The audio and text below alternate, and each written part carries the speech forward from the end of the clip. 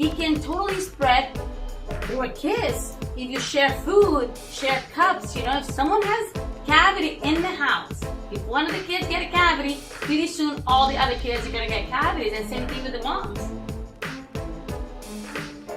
Hi guys, this is Dr. Nadia Abou-Hassan, Dr. A, and Dr. Joanna Valentine, Dr. B. Okay, so during the years, we've noticed that people come to us with dental-related questions, and now they started to ask us business-related questions on how to build a team and how to scale in different locations, and while being working parents. So we decided to add value and answer your questions as well using this podcast, this platform in here, with this brand new podcast called Ask Doctors A and V. Yep, exactly. So if you guys missed our previous one, which was our launch, it's all about clenching and grinding. It affects a lot of people. So if you guys missed it, be sure you go back and watch, and make sure you subscribe as well so that you never miss when we post a new podcast. So let's dive in to today's topic, which is going to be all about cavities. It affects millions of people around the world, and it's a very easy solution, but it's also a big topic. So let's go right into it. Why don't we talk a little bit about what is a cavity? Yeah, let's keep it simple. So, a cavity is caused by bacteria. And, you don't need to know exactly the name of it, but what you really need to know is that it can spread. So if you get a cavity in this tooth, pretty soon the tooth on the side is going to get the cavity because the bacteria is going to go and infect the other tooth. And then pretty soon it goes to the other side of the mouth, up, down, and it goes, and it can spread. And even worse, it can spread from person to person.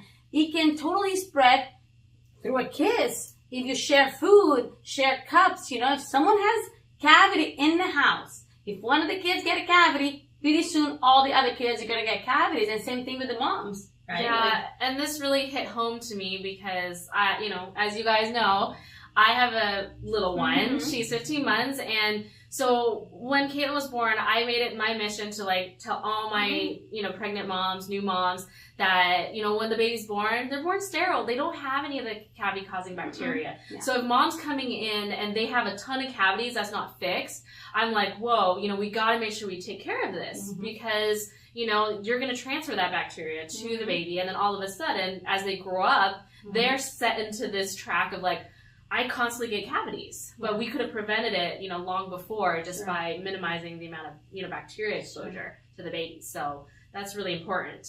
And then the other thing I wanted to talk to you about is okay, so bacteria, we know it can spread. It obviously probably doesn't affect everybody in the same way. So what are some of the risk factors? How do some people have more cavities versus others? A lot of this has genetic. Some of it has genetic, but of course, what you do during the day, any other disease, blood pressure, anything, it does have the genetic component, but of course, if you're not eating healthy or if you're not staying healthy, it can aggravate. And since it's a disease, cavity is a disease and it's caused by bacteria, there are things that you do that can aggravate it. And one thing is that we talk a lot is there is something, the difference between quantity and the frequency.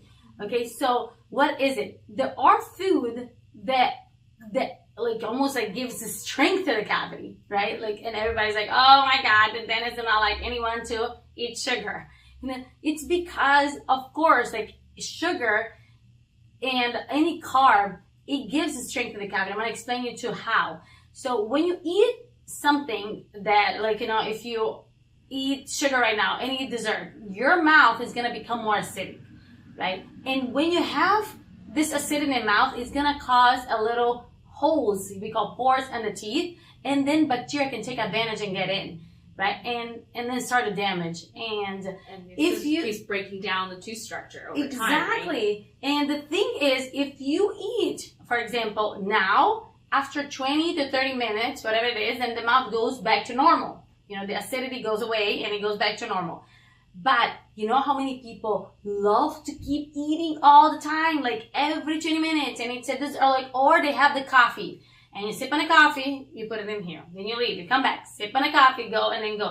Yeah. And some people love energy drinks, like all this thing that's so much acid. So you're already causing acidity, then you add more acid, and you're sipping on it all day long. This is really bad. Yeah, if you want to drive me crazy, it's to tell me, oh, I sit with that bag of M&Ms for like 3 hours. It drives me crazy. I mean, hey, you can't, let's face it. I mean, you can't just go and say, hey, no one can eat carbs. No, it's not going to work like that, but if you're going to eat it, I suppose, you eat it this, but if you are a snacker, if you like to snack, then get something healthy to snack, right? Like, you eat that thing that you want to eat, and hopefully it's healthy, because that's important too.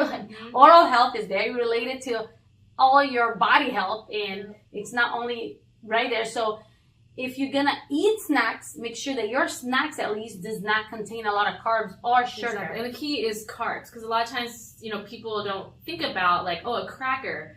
I mean, it's not sugary. It doesn't have sugar, but carbs break down into sugar, and that also feeds the bacteria. Not about like the effect that it kind of glues in the tooth. Have you eaten Oreo or a cracker? It stays there for hours, and you keep picking it. It doesn't go away. Yes, exactly. So, yeah, that's a really good point. And let's kind of go into a little bit, we talked about why some people get it more.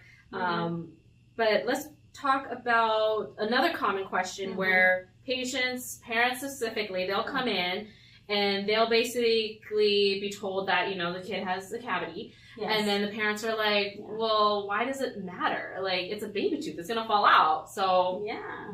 Why do we need to fix it? Oh, that's very easy. Like, we just talked about that cavity spread, right? And people, when they're like the babies, by the time they're 6 years old, around there, or like an average of 6-year-old, they're already having permanent teeth. So it's not like going to be this phase in your life that you only have baby teeth, but you're going to have permanent teeth with baby teeth. So if you get a cavity in your baby teeth, guess what's going to happen? It's going to spread to your permanent tooth. And you don't want a cavity in your permanent tooth. So if you have one in your baby tooth, okay, is it bad? Yes, but it's not as bad as having it on a permanent tooth. Yeah. So you gotta fix it. And the second big thing, so teeth are in there and they're saving a space for the permanent teeth to come in. Yeah. So if you lose that tooth, guess what's gonna happen on the teeth on the sides? They're gonna start to shift. And then they're gonna close the space. Yeah, can we fix it? Can you get braces later? Yeah, or can you put it's mainly to prevent and to maintain a space. There are other ways, like if you have to lose a tooth, sometimes the baby tooth has to go. Yeah. There's it's over then. Right. There are other things that we do, but we try to save them until they're ready to go. So they save the space and they're not spreading cavities around and with their siblings or in their house. You don't want cavity. You don't want a bacteria anywhere in your body. Absolutely not. Not in your mouth. Not anywhere. Not anywhere. And it's a good point to note that they always say that, it's going to fall out. Yeah. But it may not fall out for years. By then, it's not a tiny cavity. You could be at risk for an abscess or a real dental infection. It hurts. You don't want the kids to be in pain. Yeah, they're going to be missing school. Yeah. And, worse, they can end up in emergency room. We definitely hear about kids, having that happen. And not just kids, but adults. A lot of adults put it off because they're like, oh, it doesn't hurt. I'll wait till whenever. That's a great question. When someone comes to you and say, but, I don't feel anything. I don't need it. I don't feel anything. Why are you telling me I had a cavity? Right? Yeah. That's when you go like, great. If you don't feel anything, that's great news because you do not want to feel anything because once you feel something, game is over. It's in the nerve most of the times. If it is in the nerve is infected, you cannot fix it easily anymore. You have to go and do a root canal and then that's a whole other subject. And a whole other subject. Let's not get there, And then, the more conservative and less tooth structure you miss by fixing the tooth, the stronger your tooth and the longer it's going to be saved. Exactly. Remember, our goal is people are living 100 years. We want to keep everyone's teeth in there. We don't want anyone going on dentures. We don't want anyone losing teeth or having to get bigger restorations that is going to cost way more money and it's going to be so much harder to fix. More time, and you want to keep it simple. So you have a cavity, fix it. And how do you know you have a cavity? Your regular. We gotta get your regular checkups. Doing regular X-rays because a lot of times by the time we see it with our eyes, yeah. it's huge. You know, we would have been able to detect it with an x-ray, you know, long before we actually see it visually. So, you know, we definitely have some patients will come in like, oh, I don't see it. There's not a hole yet, so we're not going to fix it. And like, well, by the time you see a hole, it's really bad. It's huge at that point. Oh, yeah. No. You don't want to see a hole because it starts in between. By the time, like, it starts in between your teeth. So by the time it gets up, it's already got that way too. Like, it's all over. So, and it's probably in a lot of teeth. Like, if you see a hole, let me tell you, most likely have cavities in a bunch of other teeth. So, sometimes not, but it's a big indication. So, make sure that it's prevented, that you're preventing it and preventing it from getting bigger. Go to your dentist and make sure you get those, you know, those exams that it's like the recall exams that we call it. The checkups. The checkups, exactly. Yeah. That's the word. Exactly. Make sure you get your checkups, you know, so you're preventing root canals and preventing bigger issues. And then there is a big way to prevent too. She's going to talk about a little bit about brushing, which is like the key too. Yep. Now that we told you all about it and how we don't want you to have it, we want to give you guys the tools to make sure you prevent it. So let's get into that. So what do we do? And I'm always really surprised because there's always somebody during the week that, you know, doesn't floss or doesn't know how to floss or brush properly. We really want to take the time to show you guys how this is done. So basically what we do when we're talking to patients is we want you to use a soft toothbrush. We would recommend even an electric toothbrush if you've got it, you know. They typically will remove more plaque than with a manual. But of course, you know, if you're really efficient at a manual, it can do, you know, just as good as well. So what I tell patients to do is you take your toothbrush, you want to tip the toothbrush at a 45-degree angle along the gum line and do circular motion. Just like that. So it's really important that you get along the gum line, so that 45-degree angle pointing to the gums in circular motion, really critical. A lot of times people will kind of brush the edges like that, and they'll miss all along the gum line, and bacteria likes to sit there right along the gums. And the other really tricky thing that I tell patients to make sure you get to is those back teeth, those back upper ones especially. If any of you guys have a big toothbrush, and so a lot of people miss them. Yeah, they do. Very common. When we come in and we check on anybody, check to see if the assistants cleaned the patients properly or the hygienist, the first spot we go to is those back molars because there's always something back there. And so we tell patients, you know, if you're having a hard time getting to those back ones, make sure you just close a little bit. So instead of opening like all the way, you close part way and you kind of shift your jaw. I don't know if you can see this very well, but basically you shift your jaw over to the side that you're working on. So for example, if you're brushing that left side, you close a little and you move your jaw over to that left side. And what that does is it basically will move that joint out of the way so that your toothbrush can slide behind that molar. You know, some people are not so tight at the jaw, so they can just fit it. Like if you feel like, because some people say, oh, it's so hard for me to brush back then. So like back there, so that's what you do. But if you have, you know, some people, the cheek is not so tight, so if you fit it, good. I mean, the goal is you do this. But I don't know if you guys noticed that she was being really gentle. You know, this is why she's saying, like, one other thing about electric toothbrush. I mean, I have no, like, if you're good with this one, fine. The main goal is not like, oh, if I use electric toothbrush, it doesn't mean if you don't use it, that means it's not good. Oh, so actually, I mean to say, some people come and say, I have an electric toothbrush. But are you using it? It's not what you have. It's like you have to be effective. So the cool thing about electric toothbrush is like if you put too much force, it stops. So one other thing too, like if you notice, it's not how strong you're brushing. It's not like cleaning your floors. No, it's like how longer you stay in each tooth to remove everything. It's one by one. You can't go like, you know, it's not cleaning. So you gotta go one by one and see like, and look at the gum. It's going one by one and it's always this way, okay? Never straight, because when you go straight, you're not brushing the gums. Imagine and like then go backwards. See, like you go backwards. You don't brush only the front. That's another thing too. A lot of people brush the front teeth and they forget the back, the inside. Yeah. And here, you go like this. That's why, like, you know, and same thing in here. Go all the way around and come around. So, yeah, and it's really important. You know, sometimes, you know, they always say 2 minutes is the golden rule, right? Yeah. But I feel like sometimes even after 2 minutes, I still feel stuff on there. So, 2 minutes may not be enough.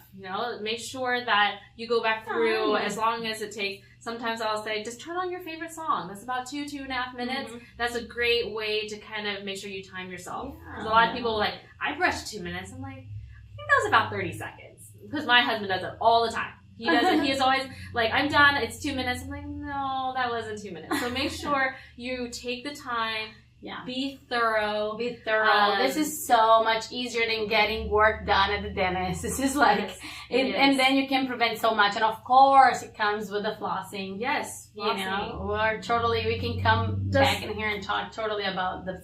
Well, even like when you talk about flossing, a lot of patients ask me, should I use regular floss or I just use those picks?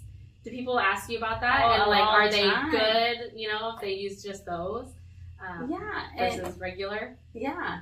And then the main thing with like flossing, again, like remember I was talking about bacteria, they like to group, right? And then the other thing that I can even mention in here too is about they're saying that they brush your teeth in the morning, but not at night, or not like, definitely we recommend at least twice a day, at night and in the morning. But I'm going to tell you why at night is key.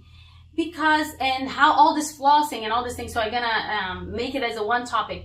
So bacteria love to group, right? They group and then they do the action. So during the day, while we're talking, even right now during this and eating and while we're drinking, we're kind of like, removing, sub-cleaning somehow a little bit, removing that whole and then disrupting the group of bacteria.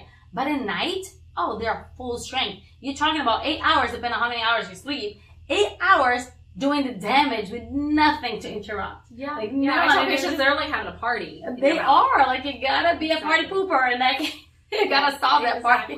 So I guess the point and that's part of what the floss does. Like, you want to disrupt it. Like, you go under and you remove it.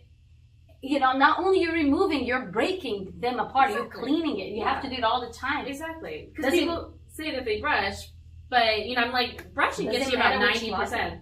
Gets you 90%, and what about the stuff in between your teeth? There's stuff in there that your toothbrush can't get to. I think if you have a harder time, like as long as you use it, like there's so many tools. There's a floss, and if you don't want to do that floss, you can do the picks, and you can do the water pick with the floss. Like there's so many. Main goal is make sure you are stopping the party. Yeah. I mean, not letting them do the many ways to skin a cat, as they say. So we feel that, if you can find the right routine, right tools, and you're effective and we're not seeing any infection, then it's fine. You can use whatever you think is good for you. At least you can use it. And it's like you're not using in this tooth and it's skipping to like doing stuff like yes. It's not like that. Like you want to use the pick, then you go inside the gum, inside the other side. Yeah. Like, do it slowly and do it clean slowly. Yeah, this is the same thing when people ask us, what kind of toothbrush or what kind of toothpaste do you like? I'm like, I don't really care what kind of toothpaste. We recommend having some fluoride, of course. But it's really about the mechanical removal of the bacteria. So pick whatever flavor toothpaste you like. Ideally it had some fluoride in it just for the cavity prevention. But other than that, it's about consistency as well. Consistency, yeah. And it's doing it at night. And in the morning, you definitely want to do it. I mean, you want to keep your friends. Yeah, and we get it. It's hard, right? I mean, you're working all day. You come home and there's kids to feed and you're putting them to bed. The last thing you want to do is floss. But when it comes to prevention, it's key. Yeah, we've got to do it. So back to long term, we want to keep our teeth for the longest time. Yeah. So we have again like these topics that we talk about is just to bring in some curiosity. It's just maybe to, now I have a question. Actually, I want to know about that. To leave us comments below, and hopefully pretty soon we're gonna be going live to answer your questions live, which is gonna be like on the spot. It's pretty cool like that too. So let us know. And again, this is not designed to diagnose anything because again, we do not have x-rays from you. We don't have anything. Like you still have to go and check in with your dentist. It's literally to inform and ask questions that people have, or if you would, I really have a question to the dentist, but I don't know, I don't have any friend dentist. You gotta ask. We are in here to answer your questions. any question you have. Yes, and we believe that knowledge is key. Yes. So we just want to share as much knowledge as we have with you guys. So we hope you guys tune in to our next segment, our next podcast. Until then, be boundless with an iconic smile. Bye.